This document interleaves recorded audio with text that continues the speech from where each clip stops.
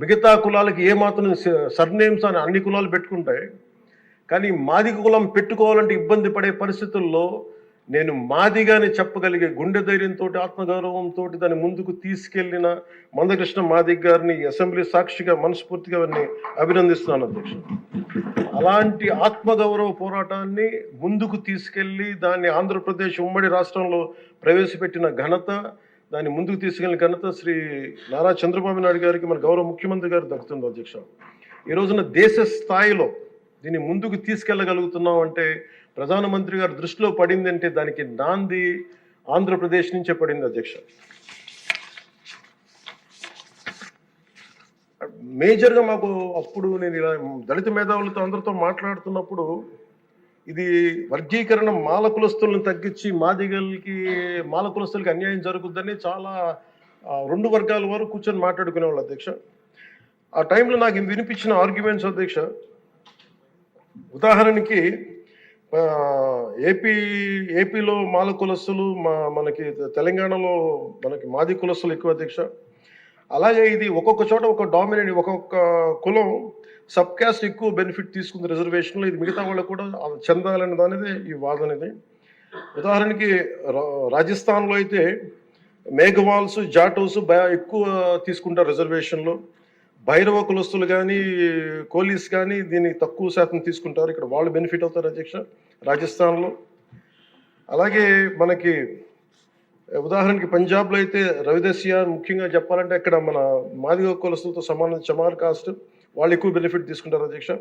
కానీ అక్కడ ఈ రోజున మేజర్ భాగం దీనివల్ల బెనిఫిట్ అయితే అక్కడ బాల్మీకిలు, మజాబీ సిక్కులు, అలాగే ఇలాగ అనేక విభిన్నంగా ఒక్కొక్క చోట ఉన్న ఈ డామినెన్స్ కావచ్చు, లేదంటే ఎక్కువ శాతం తీసుకోవడం కావచ్చు, ఇట్స్ అ బ్యాలెన్సింగ్ యాక్ట్ అధ్యక్ష.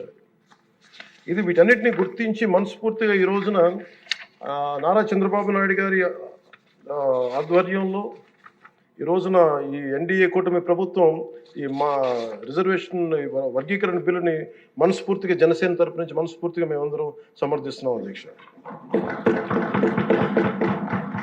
ప్రత్యేకించి నేను మొన్న రాజీవ్ రంజన్ మిశ్రా గారితో మాట్లాడుతూ ఉంటే 100 నుంచి 10,000 లోపు ఉన్న దాదాపు 59 ఉపకులాలు, మా దళిత కులాలు, ఇవన్నీ మాలమాదిగా దళిత ఉపకులాలతో సహా 59 ఎక్కువ సంఖ్యాబలం ఉన్నాయి. దీన్ని ఎలా చేస్తారంటే 100 లోపు నుంచి 10,000 లోపు ఉండే 46 కులాలు అధ్యక్ష. కొన్ని కులాలు దాదాపు 30-40 మంది కూడా ఉన్నారని వారు తెలియజేశారు అధ్యక్ష. అలాగే ఈ సైంటిఫికలీ ఎనలైజ్డ్ ఎంపిరికల్ డేటాని 4 నెలల వ్యవధిలో గౌరవ ముఖ్యమంత్రి గారు బాధ్యత తీసుకొని మంత్రివర్గంతో ఒక కమిటీని ఏర్పాటు చేసి 1-man కమిషన్ గారు శ్రీ రాజీవ్ రంజన్ మిశ్రా గారి ఆధ్వర్యంలో నవంబర్లో మొదలై మార్చి 4 నెలల వ్యవధిలో దీన్ని డేటానంతా సైంటిఫిక్గా అనలైజ్ చేసి ఎంపిరికల్ డేటాని విద్యా, సామాజిక, ఆర్థిక, రాజకీయ, అంతర్గత వెనుకబాటుతనాన్ని వారు మూడుగా విభజించిన విధానం చాలా అద్భుతంగా ఉంది అధ్యక్ష. ఇది అందరికీ మేలు చేస్తూనే కోరుకుంటున్నాను. మందకృష్ణ గారు వర్గీకరణ ఉద్యమానికి ఆద్యులు. మందకృష్ణ గారు వర్గీకరణ ఉద్యమానికి ఆద్యుడు, వర్గీకరణ సాధన పోరాట సమితి యోధుడు అధ్యక్ష మందకృష్ణ గారు. నారా చంద్రబాబు గారు సైబరాబాద్ సృష్టికర్తే కాదు, వర్గీకరణ రూపకర్త కూడా. శ్రీ మోదీ గారు నయా భారత్ నిర్మాతే కాదు, వర్గీకరణ ఫలప్రదాత కూడా.